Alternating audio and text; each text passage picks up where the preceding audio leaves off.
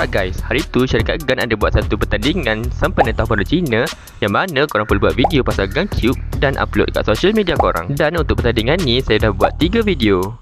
Lepas tu tak ada angin, tak ada ribut, saya dinobatkan antara salah satu orang yang menang. Jadi, jom tengok apa yang Gun hantar.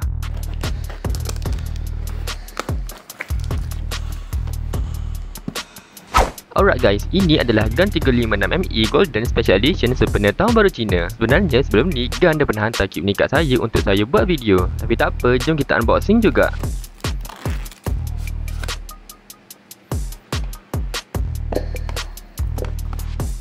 Dalam ni ada satu cube dan satu accessories box. Dan macam biasa akan ada cube bag, stiker, kertas manual dan satu logam yang pelik ni.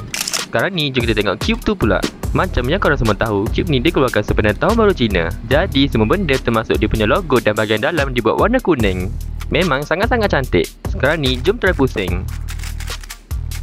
Keluarlah di kotak je, cube ni memang terasa sangat-sangat laju. Walaupun saya belum letak apa-apa minyak pun sebelum saya pusing. Kalau korang buka kat tengah ni pula, korang boleh nampak dia punya adjustment system yang mana korang boleh adjust dia punya center travel dan juga tensioning.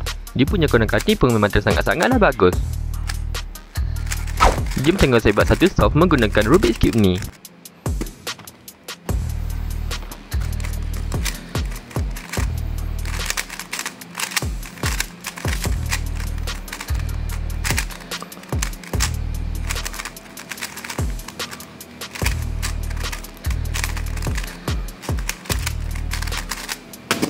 Untuk first soft saya dapat 17 saat.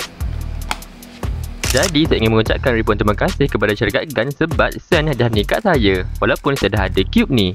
Kalau korang nak beli cube ni, korang boleh pergi ke website Gun ataupun korang boleh tekan je link kat description video ni. Terima kasih kerana menonton dan jangan lupa untuk subscribe. Jumpa lagi di next video. Terbaik.